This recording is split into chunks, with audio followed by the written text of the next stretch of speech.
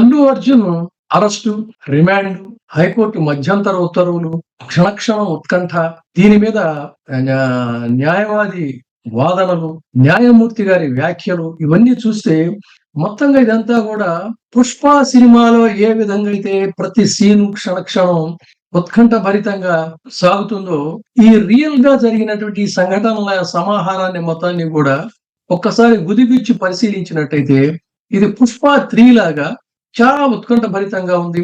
ప్రతి పాత్ర కూడా బహుదా ప్రశంసనీయం అని గూడా చెప్పక తప్పదు. ఎందుకంటే పోలీసులు శుక్రవారం రోజే అల్లు అర్జున్ ఇంటికి వెళ్లారు.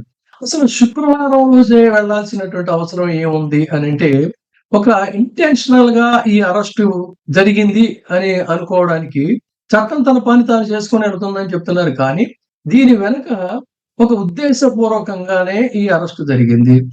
ఎవ ఎవరు దీన్ని ఆదేశించారు? ఏ ప్రాతిపదికగా జరిగిందనేటువంటిదే చాలా కీలకం. కారణం ఏంటంటే, అరెస్టు జరిగినటువంటి తీరును చూస్తే. ఎందుకు? వాస్తవానికి ఆయన క్వాష్ పిటిషన్ హైకోర్ట్‌లో వేశారు. క్వాష్ పిటిషన్ హైకోర్ట్‌లో ఉండగా హుటాహుటిన శుక్రవారం రోజు అరెస్ట్ చేశారు. సాధారణంగా ఎవరినైనా సరే ఇబ్బంది కలిగించాలి, ఖచ్చితంగా కొంతసేపైనా జైల్లో ఉంచాలి అని అనుకున్నప్పుడు జరిగే అరెస్టులు ఎలా ఉంటాయంటే, శుక్రవారం రోజు జరుగుతాయి. శుక్రవారం రోజు అరెస్టు చేయటం, అక్కడి నుంచి వైద్య పరీక్షలు తీసుకెళ్ళటం, మెల్లగా సబ్మిట్ చేయటం, అది ఇది అయ్యేసరికి సాయంకాలం అయిపోతుంది. సాయంత్రం అయిపోయేసరికి ఏమిటంటే శని, ఆదివారాల్లో బెయిల్ వేసేటువంటి అవకాశం ఉండదు. అందుకని ఖచ్చితంగా వాళ్ళు కనీసం 2 రోజులు, 3 రోజులు, మండే రోజు కూడా మళ్ళీ ఈ ప్రాసెస్ అంతా సాగుతుంది. కనీసం 3 రోజులన్నా జైల్లో ఉండేటువంటి పరిస్థితి ఉంటుంది. సో, ఆ విధంగా అల్లు అర్జున్‌ని శుక్రవారం రోజే అరెస్ట్ చేయటం వల్లే కొంత ఇక్కడ ఏదో ఒక ఉద్దేశపూర్వకంగానే ఈ అరెస్ట్ జరిగిందనేది మనం గమనించాలి. ఈ అంశాన్ని అలా ఉంచితే, వాదనల్లో ఏ సెక్షన్‌లో అయితే కల్పబుల్ హోమిసైడ్ అనేటువంటి సెక్షన్స్ ఆయన మీద అల్లు అర్జున్ మీద పెట్టినటువంటి సెక్షన్‌లు ఇవి వర్తించవు అని చెప్పని గౌరవ హైకోర్టు న్యాయమూర్తి గారు చేసినటువంటి వ్యాఖ్యలు గూడా బహుదా ప్రశంసనీయం. ఇది చట్టం తన పని తాను చేసుకొని వెళ్తుందంటే ఉద్దేశ్యం ఇది తప్ప, శుక్రవారం రోజు హుటాహుటిగా ఇంట్లోకి చొరబడి అరెస్ట్ చేయటం, చట్టం తన పని తాను చేసుకోవటం గాదు. న్యాయమూర్తి గారు చేసినటువంటి హేతుబద్ధమైనటువంటి, సహేతుకమైనటువంటి వ్యాఖ్యలు బహుదా ప్రశంసనీయం. అదే విధంగా ఈ కేసులో కేసు రిఫరెన్సెస్ ఇస్తూ అద్భుతంగా వాదించినటువంటి అడ్వకేట్ నిరంజన్ రెడ్డి చేసినటువంటి ఆర్గ్యుమెంట్స్ కూడా చాలా చక్కగా ఇది ఒక రిఫరెన్స్ కేసుగా కూడా భవిష్యత్తులో ఉండేటువంటి కేసులకు ఉపయోగపడే కేసుగా దీన్ని చూడాలి. నిరంజన్ రెడ్డి అంత షార్ట్ స్పాన్‌లో చక్కగా విత్ రిఫరెన్సెస్ చేసినటువంటి దీన్ని కూడా ఆయన యొక్క సీనియారిటీ, కేసులో ఆయనకున్నటువంటి న్యాయవాద వృత్తిలో ఆయనకున్నటువంటి ప్రతిభా పాఠవాల గతంలో కూడా ఈయన చాలా కేసులు చేశారు. జగన్మోహన్ రెడ్డి గారి కేసులు ఈయన చాలా వాదించారు. తర్వాత సినిమా రంగంతో ఈయనకి పరిచయాలు ఉన్నటువంటి వ్యక్తి. చిరంజీవి గారికి కూడా ఈయన బాగా తెలిసినటువంటి వ్యక్తి.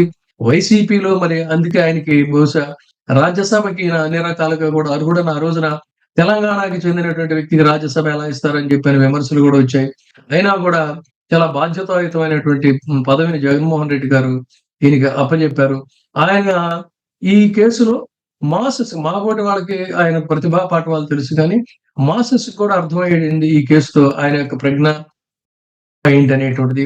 ఆయన వాదించినటువంటి తీరు గాని ఇవన్నీ చూస్తే మొత్తంగా థ్రిల్లర్ సినిమాని 'పుష్ప 1', 'పుష్ప 2'ని తలదన్నేటువంటి రీతిలో జరిగిన ఈ సంఘటనలు, ఆ రకంగా బయటకొచ్చిన తీరు, ఈ క్రమంలో ఈ నేపథ్యంలో జాతీయ స్థాయిలో మీడియా మొత్తం ఈ 'పుష్ప' అల్లు అర్జున్ అరెస్టుల మీదే సాగినటువంటి తీరు చూస్తే, ఇది 'పుష్ప 3'గా ఈ వ్యవహారం మొత్తాన్ని కూడా మనం అభివర్ణించవచ్చు.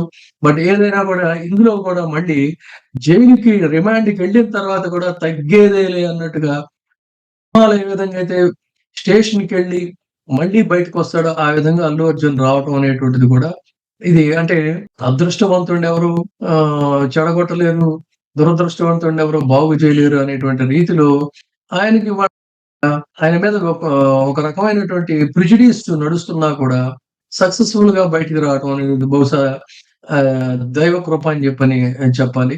అయితే ఇదే సంఘటనల నేపథ్యంలో హైకోర్టు న్యాయమూర్తి గారు వ్యాఖ్యానించి ఆ మహిళ మృతి చెందటం అనేటువంటి దీన్ని కూడా ఒక దురదృష్టకరమైనటువంటి సంఘటనగానే దీన్ని ఖచ్చితంగా ఆ కుటుంబానికి కూడా అల్లు అర్జున్ గారు ప్రామిస్ చేసినట్టుగా ప్రాణాలను తీసుకొచ్చి ఇవ్వలేకపోయినా కొంత మేరకు న్యాయం చేస్తారనేది కూడా మనం ఆశించవచ్చు. ఇప్పుడే సబ్స్క్రైబ్ చేయండి, లైక్ చేయండి, షేర్ చేయండి. WEIGH టీవీ ప్రైమ్, మీ ఉత్తమాభిరుచుల సమ్మేళనం.